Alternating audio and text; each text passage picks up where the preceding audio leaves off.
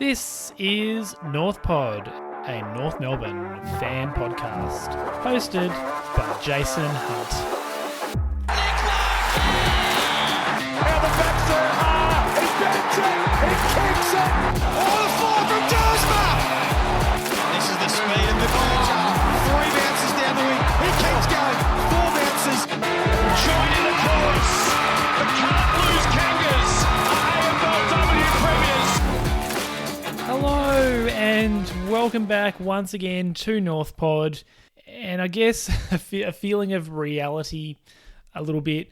Back to our losing ways, but you know, not an embarrassing loss. I think it's one of those ones where walking away from that game, it's a little bit hard to know how to feel, because I've seen a few people kind of consoling themselves in the fact that Adelaide's going to be a really good side, and that may be so. I'm not 100% convinced of that yet, so I'm a little bit, I guess, cautiously optimistic about, you know, the result. Certainly Adelaide looked like a good side, and they've won a couple of, you know, they're undefeated to this point, so there's that element to it. But yeah, it is hard to know exactly how good they are, and so hard to know, therefore, how honourable the loss is. But, you know, a comfortable loss in the end. Adelaide's certainly not been a happy hunting ground for us, and that continued. But yeah, I do think there were some positives to take out of the game. So let's get into review.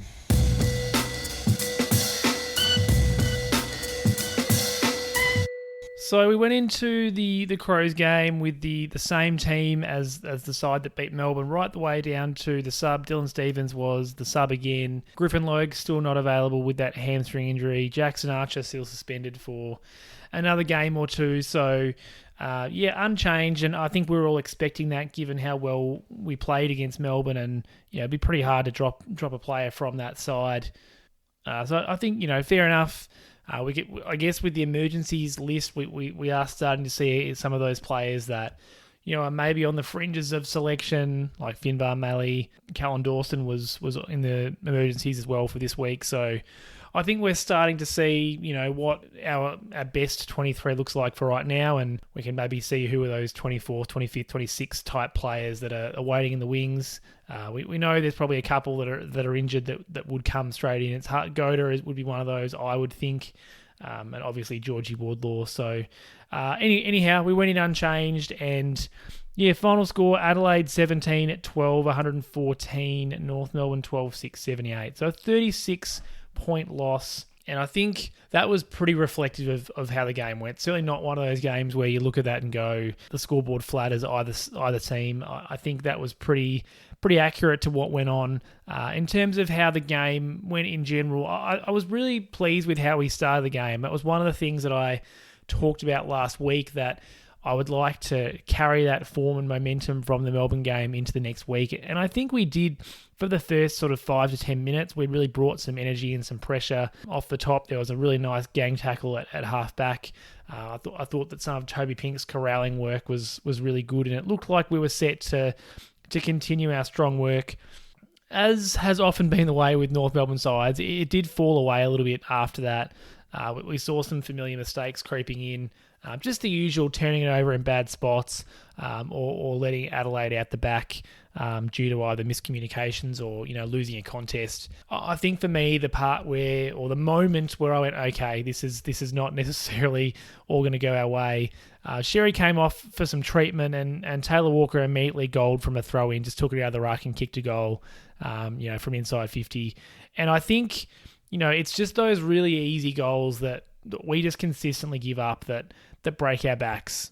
You know, I've gone on and on about this. If you're a regular listener, this is going to sound very, very familiar, but if we could stamp out, you know, most of these absolute clangers or absolute easy goals that we give up, you know, we're winning probably 30 to 40% more games, because they're backbreakers, they're coach killers. You can do 95% of your work correctly, but if you can't quite finish the work, or if you just allow super easy goals, you know, it makes life really difficult for yourself. So that was one where, I looked at that and went, okay, that's possibly the kind of day we're in for.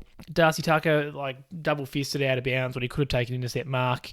Whether that's his fault or it's the teammates around him for not talking and communicating, you can debate. And Caleb Daniel was finding it really hard to exit defensive 50 effectively, was sort of getting himself into trouble. He was doing his best Zach Fisher from last year impersonation, because he was trying his absolute best. There just weren't options for him, and he was often sort of running himself into a bit of trouble. So, after that first 5 to 10, we saw a lot of that. Adelaide kicked 4 goals, and we only kicked a couple of points, and it was looking, a little bit concerning. Fortunately, though, we were able to get ourselves back into it.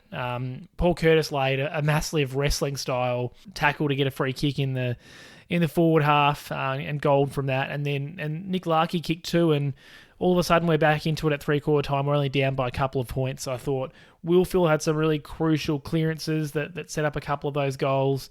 And like I said, it was that pressure in the forward half with Curtis tackling and creating, I guess, taking advantage of the ball being in that half. Because I thought early in the game, we actually did get the ball into our forward 50 a fair bit, but weren't able to capitalise, kicked a couple of points like I mentioned. So when it goes up the other end and Adelaide kicked 4 goals, it hurts, because you've kind of had your go at the momentum and haven't been able to capitalise, and then it swings back, and Adelaide definitely did. So the fact that we fought back in that first quarter, I think was promising. It gave us some hope going into quarter time that it wasn't going to be a one-sided affair.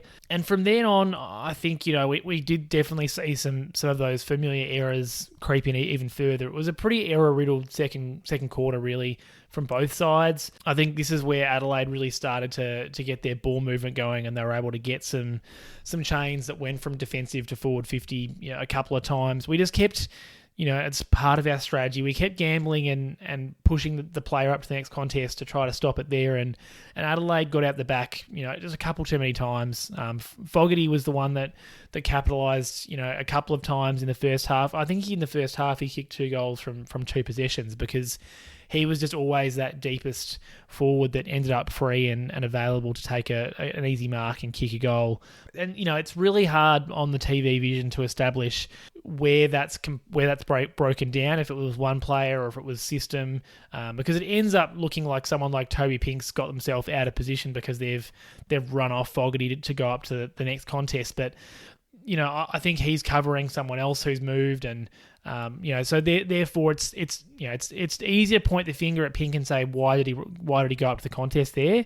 But he doesn't really have a choice, because otherwise the opposition player is just going to keep running at him and kick it over his head. So, a few of those times Adelaide were able to get out the back.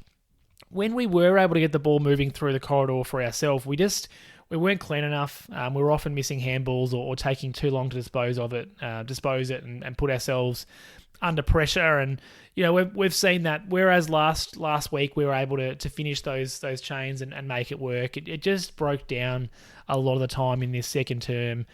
We'd get a couple of handballs in a row, and then either handball one to our players' feet, or we'd miss a target, and the moment's gone because you've slowed it down, and Adelaide have time to get numbers back. So, that was kind of the way it went. It wasn't as though we were dominated at all. We were only 3 goals down at half time, so, sort of lost the quarter by 2 goals or so.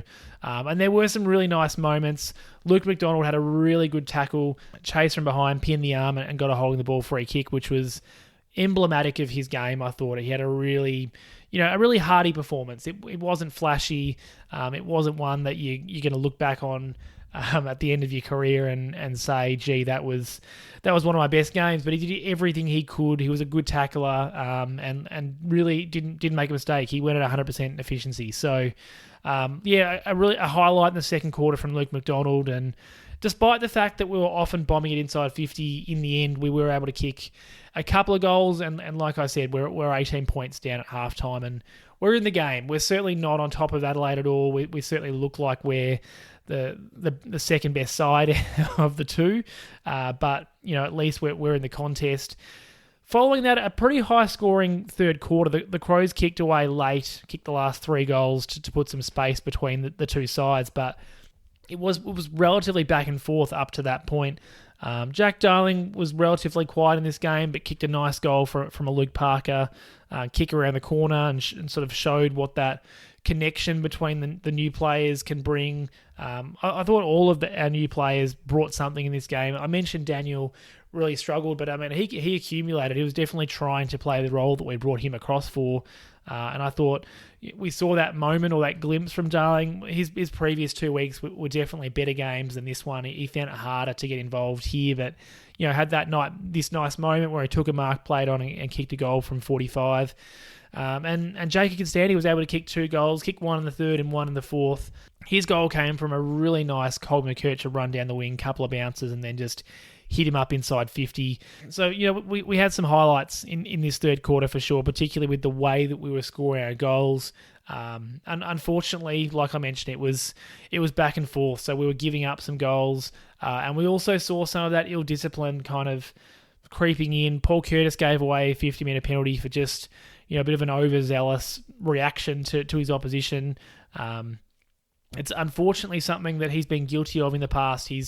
I know at the end of last year, looking at his free kick differential, it was massive. He was giving away way more free kicks than he was getting, and often was the one that was either giving away a free kick for an undisciplined act or a 50-metre penalty in this case. So just another thing that's, it's never going to go completely out of his game. I think that's just part of his temperament. It's his competitiveness, but we've got to find a way to channel that, a bit more positively more often, I think. And back half turnovers, they cost us every week, and they did again.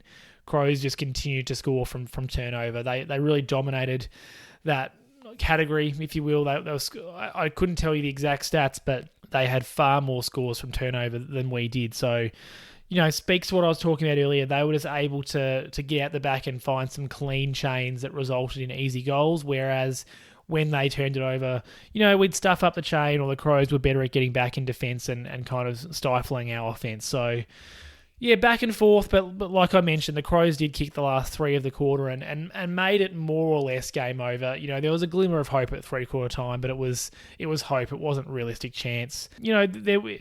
I guess what we wanted to see in that last quarter was whether or not we were going to fade or challenge. And I think what really surprised me, or the thing that concerns me a little, is the midfielders really struggled to win the footy. It was particularly obvious in the last quarter, but across the whole game, I don't think we had too many mids that you could say won their battle. I think Jai Simpkin's one that, he had plenty of the footy and won us a lot of ground. And Luke Parker was pretty good, but didn't necessarily spend as much time in the midfield. Beyond those two, I think we're pretty soundly beaten through the middle. So that was a concern in the last quarter. We weren't able to, replicate what we did in the last quarter against Melbourne at all. We just weren't able to get that clearance game going. As a result, the Crows really just continued to push forward. You could see some frustration creeping in from some of our players. Nick Larkey threw a bit of a half push, half punch that I suspect will probably get looked at by the MRO and maybe a little fine. I would say it didn't hit the opposition player in the head, but that's the sort of action that I think the AFL's trying to stamp out, generally speaking. So, he was a bit frustrated. I mentioned Paul Curtis earlier on. There certainly were some words being exchanged between the two sides. Dylan Stephens came on as sub and kicked a goal and was able to impact the game pretty positively. I think he had 11 touches in just over a quarter, so that's a generally, positive contribution from the sub. But ultimately, we go down by 36 points. And in the last, we were never really a chance. We didn't get absolutely blown out, so I think that is a positive, but we also, we weren't able to challenge the Crows, get a couple in a row and really make them concerned. It was a pretty, the last 10 to 15 minutes of the game just sort of played out. Neither side really firing too many shots because the game was done at that point. So I guess you can take the small positive out of that we didn't get blown out, but we also didn't challenge. And I think that kind of speaks to the general feeling that I had coming away from the game, is that, there's kind of a bit of a relief that we haven't got absolutely shellacked the game after that good win. And Adelaide certainly look like they're a good side, but I think I would have liked to just be, a goal or two closer come the end of the day. Probably 2 goals closer, I think, would have left me feeling satisfied. Certainly not majorly disappointing. But yeah, one of those mixed emotions games, I think, where because there weren't, I guess, too many massive highlights for us or players that really stood out. You'll see that in the votes coming up shortly, that, it was a lot harder to find players to give votes to this week, and I think that kind of speaks to the way that we performed, and really speaks to how well the Crows were able to shut us down and shut down what we wanted to do. So I think, generally speaking, that's kind of how the game went, but obviously plenty more to unpack as we get to the next part.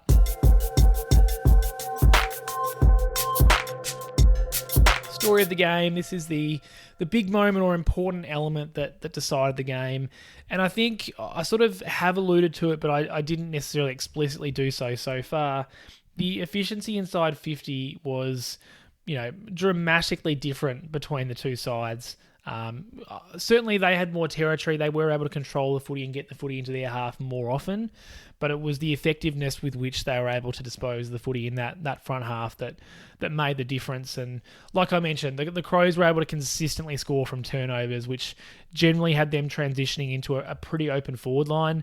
I said before, they had 55 inside 50s to our 47, so they did have 8 more, but the real difference was in that efficiency. 58% of the time the Crows went forward, they scored, compared to our 34%, which is well down on our numbers from the first 2 weeks. And that's where the game was won and lost there. It's not just the forwards. I've certainly talked about this kind of thing ad nauseum in the past. It's the connection between the forwards and the mids. It's the defenders' ability to transition the football effectively so that we've got some clear space. And then on the other side, it's our midfielders' ability to defend and to stop the transition of the opposition. So it's not, it's a system thing. It's a combination of a lot of those areas of the ground, but ultimately it's, how easy is it for us to score versus how hard do we make it for the opposition to score. And yeah, it was one of those days where we just weren't able to get it going. From our perspective, we were often bombing it in long, and I thought that the way that the Adelaide defenders were bodying up on Larkey and not letting him get any space was pretty effective. The fact that he was able to kick 4 goals just speaks again to the fact of, how lethal he is and his ability to make the most of a few opportunities.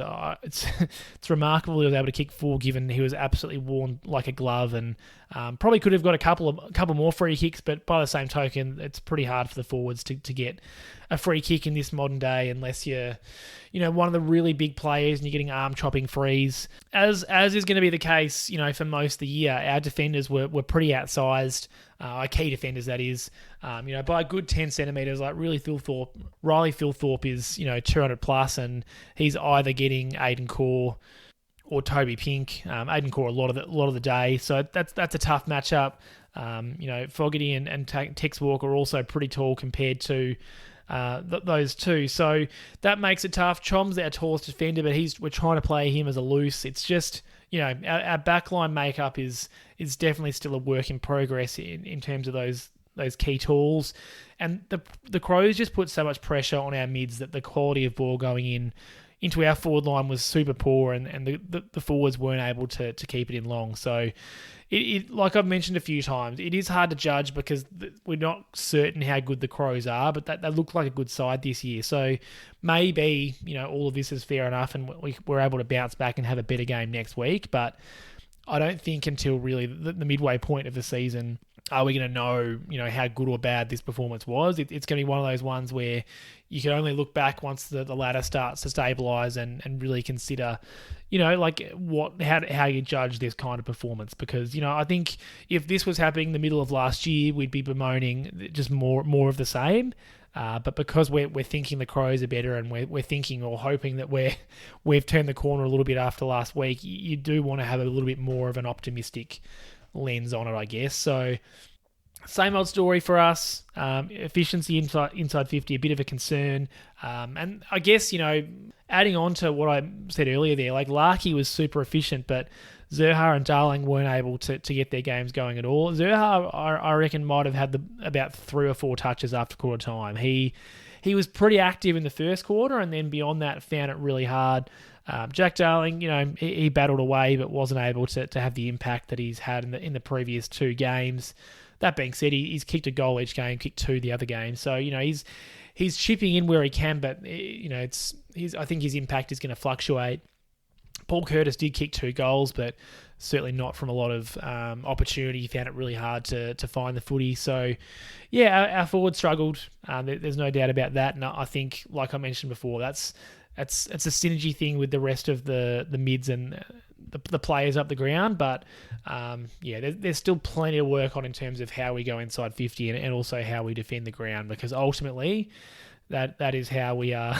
That's how most games for us are being decided at the moment.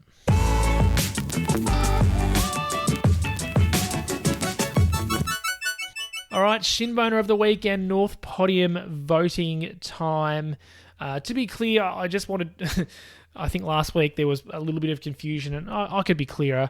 The Shinboner of the week is not the best on ground. It's just the player that, either had a highlight or a big mark, or some play that I'd like to highlight that, was worth talking about. It's not necessarily the best on ground. I don't think Charlie Comben was the best on ground for us last week. So with all that being said, I've given Shinboner of the week this week to Finn O'Sullivan, who certainly was not best on ground, but I think for me, it's the signs that we're starting to see from him. There's been little glimpses over the past couple of weeks, and I just saw a little bit more again in this round 3 encounter with the Crows. 16 disposals, 5 marks, 4 intercepts. Like, the stats sheet doesn't, excite you too much, but I think it's the way that he was able to find some space. He broke some tackles with some really strong through the hips work. He makes a contest every single time in the air.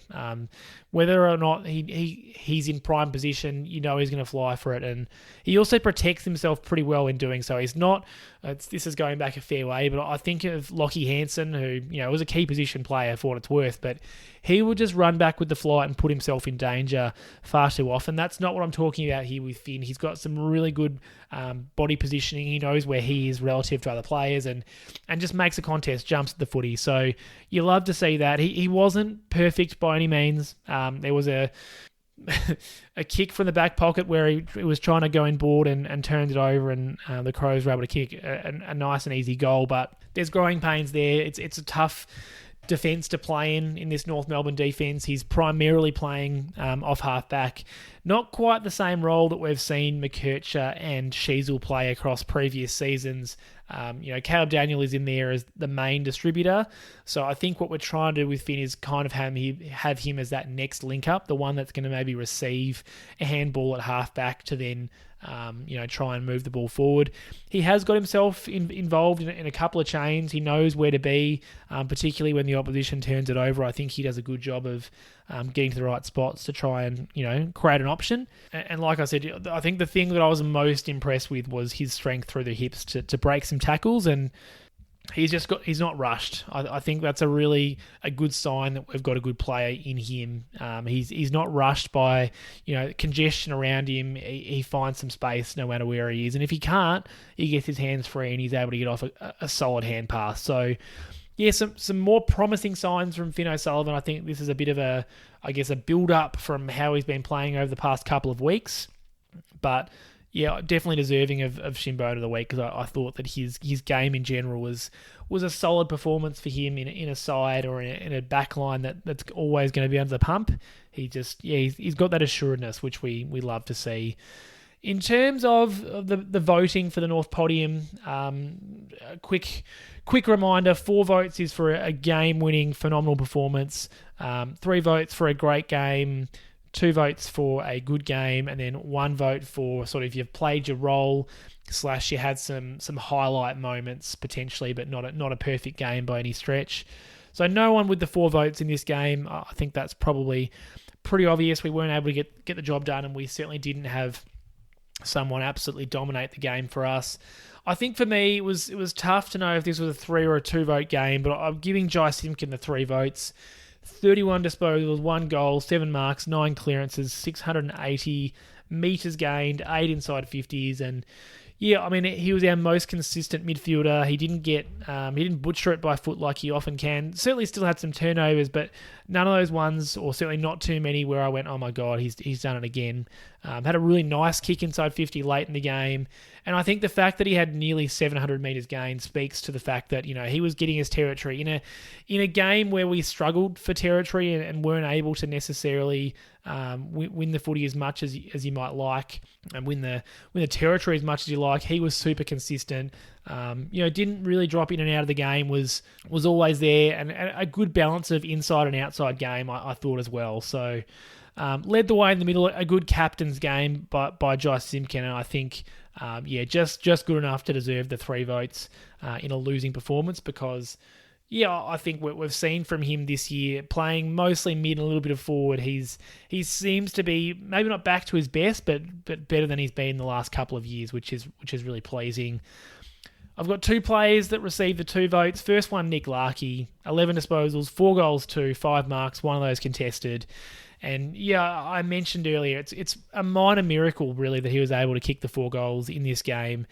Not a lot of opportunities, made the most of what he had for the most part. Plus, he's the first goal that we kicked, the Paul Curtis one, he really kept that ball alive, had a couple of clever taps while he was being manhandled, didn't take possession because he knew he'd get tackled, but he was trying to get the ball into a dangerous spot, and that's what, I guess, created the opportunity for Curtis to kick the goal. He could have easily had 6. The 2 that he missed, there's definitely weeks where he would have kicked all of those, so really, really remarkable that he's able to kick 4 despite all of that attention. I think he probably could have received a free kick or 2 more just because of how he was being handled, but that's what's going to happen if you're a key forward. So another really good game. It's 3 games that Larkey I think's been good or great. Leads the Coleman with 12 goals. He's 2 ahead of the next best, who's Ben King on 10 goals. So early in the year, but he's the 3 games he's played so far, he's been super consistent, which is what we want. And you can't help but think that part of that is Jack Darling coming in and taking away some of that attention. The other 2 votes, Luke McDonald. I mentioned him earlier on with a really big tackle, but I thought holistically his game was solid. 15 touches, 4 marks, 1 contested, 4 tackles, 8 intercepts, and didn't miss a disposal, 100% disposal effectiveness, had 4 spoils as well. Just a fantastic defensive game. Didn't make those errors that we've seen him make across the past couple of years. Like I mentioned, highlighted by that fantastic rundown tackle. He's never going to be the most skillful player, but I think his start to the year has been great, particularly given that Archer's missed the last 2 games. I think LMac's stepped up in that absence, played a really good game on Bailey Fritsch last week and just did exactly what he had to do this week against the Crows. So I think worthy of the 2 votes. He was definitely our best defender, and was a highlight in that back group despite some struggles in that area of the ground. So a really good game from Luke McDonald. And then we've got some 1 votes here. Finn O'Sullivan I've spoken about as Shinboner of the week, so he got 1 vote just because he had some nice moments. I did mention his unfortunate turnover, but I think that aside, he had some really nice moments and worthy of the 1 vote. Luke Parker was in and out of the game. 21 disposals, 3 marks, 6 tackles, 5 clearances, 2 goal assists, which I think is what was super impressive to me. Supported the midfield well and had some nice moments. A really nice tackle on Fogarty, who I've mentioned a few times. He tried to give him the don't argue, and Luke Parker said, absolutely not. And then those goal assists were some nice kicks. One to Darling I've talked about, and another just kicked it to the exact right spot for Jake Constantin to kick his goal in the last quarter. One of those ones where the midfielder identifies the space that our player has to run into, because it was a high and long ball, but was still ended up being an uncontested mark to JK in the forward line. So that's what we want to see from Luke Parker. We want to see him come across and do some things that, bring others into the game, and he did that. Tristan Xerri, I think probably it was a bit of a battle or a 0-0 draw with Riley O'Brien at times, a bit of a tie. But I think his ability to sustain the big hits and use his body for good was pivotal at times. So I do think worthy of the 1 vote. 17 disposals, 28 hit-outs, 14 of those to advantage, 6 clearances. Had a brilliant kick to Paul Curtis inside 50 for a goal, which was in the last quarter. I think that got him across the line for the 1 vote. Another highlight for me was Riley O'Brien went in to try and give give a bit of argy-bargy to Xerri, and Xerri just absolutely out-muscled and smashed him, really, and Riley O'Brien had Riley O'Brien running the other direction. So that was a nice, funny moment, light-hearted moment, but I thought Xerri's game was okay. Certainly not as good as last week against Gawn, but probably split the contest and did enough around the ground to get himself 1 vote. Colby McKercher, 19 disposals, 8 marks, a goal assist, 335 metres gained. I just think another solid performance on that wing. Some nice link up and composure. Most of the time, I think he got caught once, but besides that, I thought he was pretty good, and just looking for him to build more games like this. So certainly not a dominant performance, but did enough to, I think, play his role. And then an odd one, but I mean, Dylan Stephens, it's hard to argue that he didn't play his role as the sub. 11 touches, kicked a goal, made an impact. So if he could, convert that to having that kind of impact across, a full game of footy, that would be a big difference. That, I think, is the difference between him being a sub and getting the full game time, because we just don't see him this prolific for a full game. But I think, coming in late in the third quarter for Robert Hansen Jr. and having 11 touches and a goal, he's played his role, so I've given him 1 vote as well.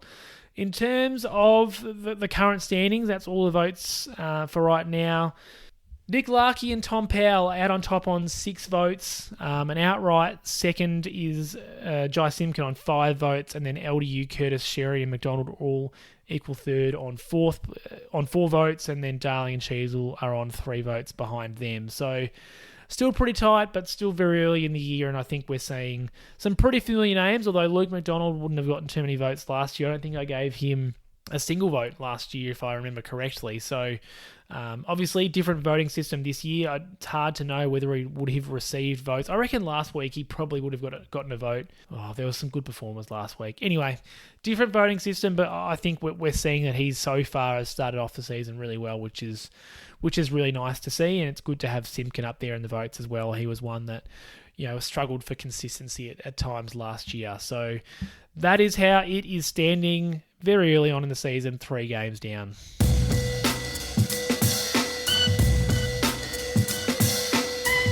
If you've got this far in the podcast, this is just a quick shout out to please support the show. Help me find all the North Melbourne fans out there.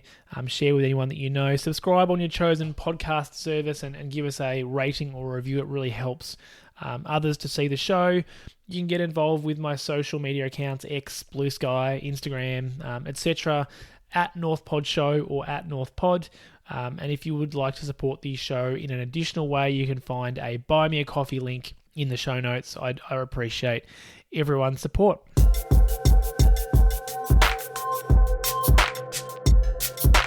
Kanga clipboard time, and I've got several notes here just to whip through in terms of, I guess, other stray thoughts from the game. I think, for me, the Crows did a much better job of winning free kicks, and this is probably one that, in the heat of the game, it's frustrating because what they're doing, it can come across as drawing free kicks, and I think there's definitely an element of that, but I guess I see it as you've got to play the game the way it's going to be umpired. And I thought they did a really good job of leading with their heads and winning high tackle free kicks.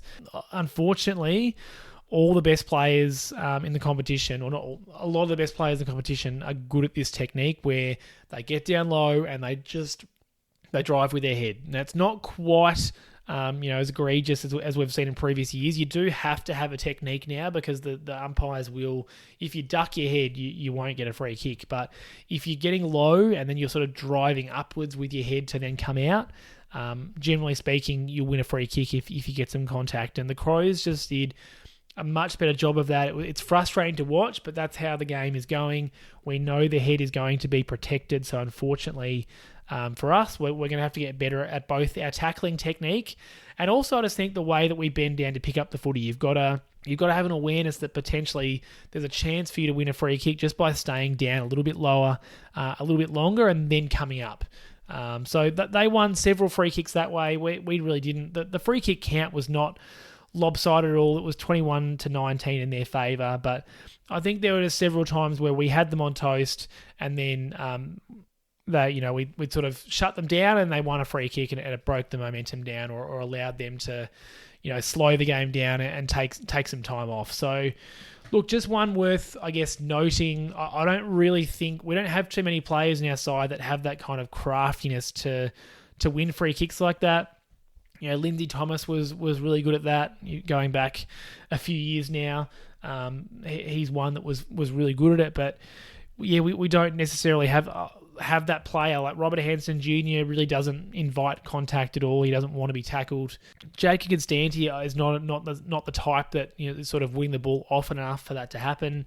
And then our mids, you know, I just don't think that's not the way that they play. So look, I'm not saying that we need to adjust the way that we play offensively, but certainly you've got to be awake to opposition players trying to play for the free kicks that way. It's going to be paid. So rather than us getting frustrated about it, I think we've got to adapt to the rules, because ultimately that's all that's happening there. I think, you know, linking back to, you know, I guess reflecting on last week, there were several big performers from last week that just weren't quite able to back it up. Tommy Powell was quiet, didn't really impact the game at all. Whereas last week I thought he was, you know, had phenomenal impact. So whilst he wasn't completely out of the game, I think he might have had about 21 touches. Certainly his impact was much less than it was last week. Caleb Daniel, I've mentioned, you know, his impact was minimal. He had 33 disposals, but wasn't able to get that drive and, I guess, link up happening. He often found himself without an option and was kicking it long, so wasn't able to get it going. LDU had a really quiet game, considering he's the number one midfielder. I think about 18 or 19 touches, and just, you know, besides a couple of times where he burst away from stoppage, which, you know, he does for fun, just wasn't able to, again, that's that word, impact the game. Did spend a bit of time forward, was able to take a mark inside 50, and unfortunately missed the goal. But yeah, I would like to see, you would need to see more from him, I think, as our number one midfield option. We're hoping to re-sign him and recontract him for a big deal, and you know, this kind of game is not what we want to see. So hopefully a blemish. We've seen him in some pretty good form for the other two games to start the year, but I just would like to see him get out of like third or fourth gear and really take it to the next level, if possible. Paul Curtis, I mentioned him, kicked 2 goals, but wasn't finding the footy enough and gave away a poor free kick. Chom, I haven't talked about too much yet. I thought he was okay, but certainly nowhere near the same influence as he had in the second half of last year. Still did take some marks, I think 7 or 8 marks, and most of those were intercepts. So, you know, it was doing what he could, but yeah, his influence, you know, you certainly couldn't say that he was stopping the Crows from scoring. Taylor Walker kicked 4, Thilthorpe kicked 3, I think Fogarty kicked 3 as well. Like, the Crows' tools were certainly able to have their way in the air, and Chom wasn't able to, I guess, influence enough contests to have a big impact there. So down from last week. Darling the same, just wasn't able to get involved besides that goal on the run. And Robert Hansen Jr., who had a really good game last week, was subbed out. I think he had 6 touches, essentially no impact, and yeah, wasn't quite able to get his game going on that wing. So all of that is to say, you know, all of those players played some either fantastic or really good games last week, and just they dipped this week. And I think we're pretty used to consistency being an issue for this side, so it's not a massive surprise. But I think that's the difference between us, you know, being an okay side and being a good side, is you've got to have the belief and you've got to have players that are going to back up week after week and not just have these significant dips in performance. So that's one to watch, I guess. Hopefully several of those players are able to bounce back next week. But yeah, I think that, you know, that was always going to be the watch. Can these players back it up? I think I've mentioned him a couple of times now. Jake Constanti kicked 2 goals, and love that. Just love that, because we've seen in the first couple of weeks, you know, he's a pressure forward. He's a tackling, corralling, you know, that kind of annoying forward player. But the question mark was, can he also kick goals? We saw him kick 1 last week, and he's kicked 2 this week. So the next step is, can he hit the scoreboard and apply that pressure? If he can do that, like, he's a lock. You know, like, so far he's done one or the other. I thought his pressure and tackling was down in this game. Don't know if he had a tackle, to be honest. Certainly was trying, and there was a couple of moments where he was desperate to smother. So he still had that intent, but wasn't quite able to, I guess, deliver on it all the way and get it completely locked in. If you can do both those times, you lock him in all season, he's going to be a fantastic pickup. But the fact that he was able to hit the scoreboard twice, and both of them were from mark, so he doesn't have to crumb it. Last week's goal was a crumb. You just want to see him have a couple of different avenues to goal, kick 1 or 2 a week, which he's doing currently, and apply some really good pressure. If he's doing that, I think watch out. So still for me, a pleasant surprise. I truly didn't expect to see him in the side. When we got him across initially, I thought he was going to be a bit of a bit part player and potentially some depth. But he's definitely asserted himself as the number one small crumbing pressure forward at the club. Cooper Harvey is one that he's keeping out. Eddie Ford is one that he's keeping out. Even Zane Duursma, you could argue at the moment, he's keeping out of the side. So if he can continue to apply that pressure, I think it's going to be a super positive season for him and hopefully for us as well, because we've been crying out for a player of that description for a while. Toby Pink, I think, is doing his darndest. So I'm just to be clear, I've moved on now. But boy, do we need Logue back. I thought Pink had a pretty good game. Was made to look silly a couple of times, but that's just because of the system that he was playing in. I thought he shut down his direct opposition player pretty often when he was able to. But we need Logue back. We're so small down there and we're light on for players who can mark. Obviously, Chom as that extra can do that, but Pink's not an intercepting player. Aiden Cora is not an intercepting player. We need Logue who can play a one-on-one defensive role and also intercept. He's also just a more reliable tool, obviously, than Pink. So I thought Pink had a good game, but we just need Logue back so much. Or, like I've mentioned before, if we need to experiment with someone else, we can do that. But Logue, I really hope is back next week or the week after, because we are missing that marking in that defence. And the last one, I think it's just a bit of a watch on our capacity to transition the footy. We cannot get the ball from our defensive 50 to our forward 50 without it being a stoppage or something happening along the way. It's hard to do, to be clear, and I think that it's not that we should expect every time we have a kick in to go directly from that to our forward 50. But generally, sides will do a few of those per game and certainly get the ball further up than we're able to at the moment. We just are unable to, for whatever reason, consistently get the ball up the field, and consistently sides that we're playing will get the ball through our zone up to the wing without really much of an issue at all. It's quite stark if you sort of looked at them back to back. I think you'd see it's more glaring than when you're just watching the game generally, because I think we're so used to watching a team that finds it hard to move the footy. But when you compare us to our opposition, it's just the difficulty with which we have moving the ball is a concern, I think, to be perfectly clear.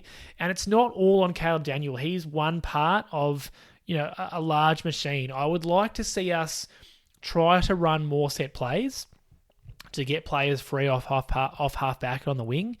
And who knows, maybe we are having a go at lots of different structures, but they're just getting shut down because it doesn't look like we have much going on. It doesn't look like we have too many options to kick to when we're coming out of the back half. So at the moment, it's breaking down. Caleb Daniels, doubling back and then kicking to a contest and hoping it's not working. So I would like to see some improvement in that area. I'm not expecting it to be quick, but it's a massive issue. It's something that I think in the preseason I identified as well is we can't defend opposition's transition to about the middle of the ground, and we just cannot get to the middle of the ground. So if both of those things are true, it's going to be pretty hard to win games of football. I'd love to see a bit more dare in the way that we take it on.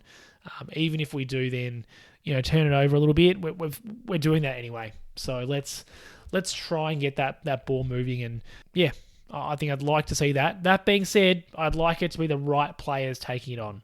I don't need to see Charlie Comben or Jackson Archer, who I know was not playing in this game. I don't need to see that those two players biting off a short 20-metre inboard kick. What I do want to see is players like McKercher, Daniel, Finn O'Sullivan, these types. Even Aiden Cora is a good kick. These types taking on and trying to release us through the middle of the ground. That's what I would like to see.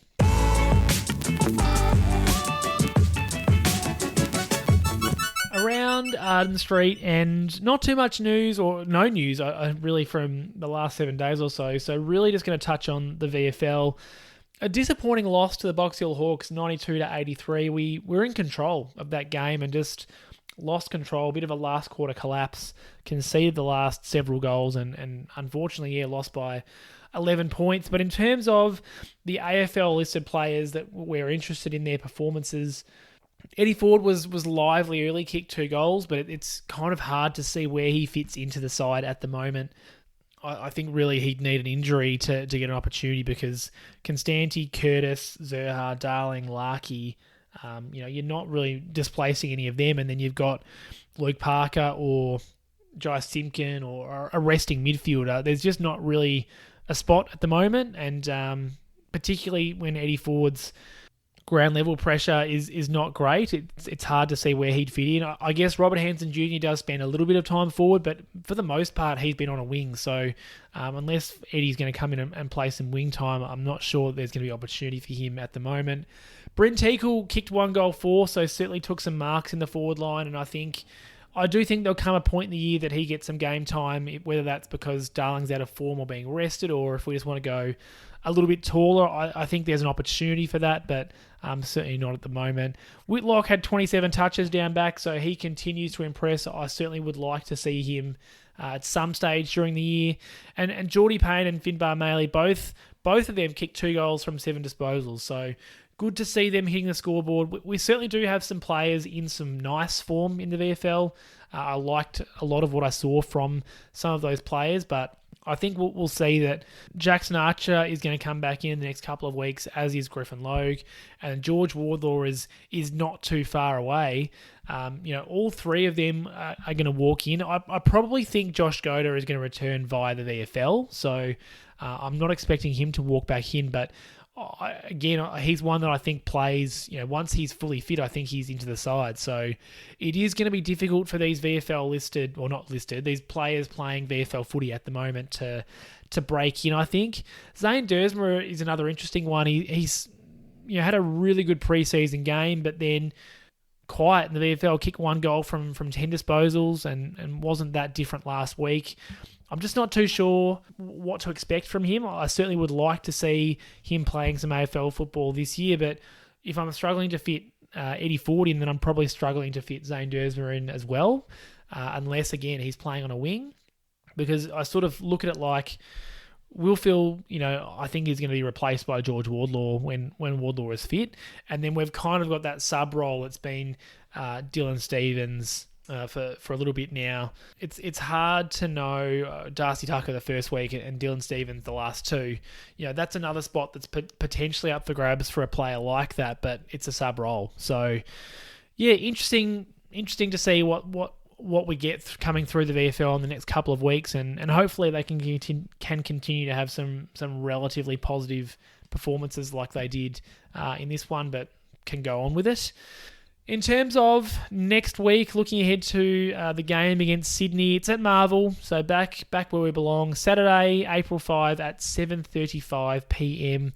And the Swans are also 1-2, so hard to read at this point of the season. They've lost to some good sides in the Lions and the Hawks, potentially 2 of the best sides in the competition. So not embarrassing by any stretch to lose those 2 sides, and they had a tight win against Freo. Again, a bit hard to read how good Freo are this year, because they haven't necessarily started the way we expected them to. And then City's coming off the bye. So there's a lot of hard things to read at this point of the year. Historically, we've been a bit hit and miss against the Swans, mostly miss, if we're being honest. I think I'm still a bit scarred by that interchange infringement game. So I'm certainly not going in expecting to win. I'm pretty pessimistic about our chances of winning, but I think I'd like to see us, similar to this game against the Crows, you want to see some competing. You'd love us to be in the game in the last quarter, and you'd love to see some more from those younger players that are, hopefully take up the mantle. Someone, I didn't even mention him essentially at all in this game, is Harry Sheasel. Just a bit of a watch on him. He's not been poor, but his impact has certainly not been what we saw from him in the past couple of years, and even the second half of last year, he was playing midfield and dominating in the midfield. We haven't necessarily seen that from him this year. He's been a little bit more fumbly, so that's one to watch as we round out the podcast. I don't know if he's injured or if he's just playing a slightly different role and still finding his feet in that role, but he certainly hasn't been that player that just torches the opposition, even though the rest of his teammates are finding it difficult. So that's one to watch. Hopefully he can bounce back against Sydney. I'll be looking for that. And Larkey can continue his goal kicking ways and continue to be leading the goal kicking for the AFL. That would be really nice. Hopefully he can kick 4 or 5 under the roof at Marvel and build out to a nice lead in that Coleman medal. So that's what we've got to look forward to. I hope you have a fantastic week. And as always, I will speak to you shortly after that game against the Swans. Hopefully we can pinch a win, but more what I'm looking for is some competitiveness. And I'll speak to you next week. Go North. Thanks for listening to another episode of North Pod. If you give me a rating or review on your podcast service, that would be much appreciated. And please follow me on all social media at North Pod Show. I'm on X or Twitter, Instagram, YouTube, TikTok, and I'm also very active on the North Melbourne subreddit. Hope you'll join me for the next episode.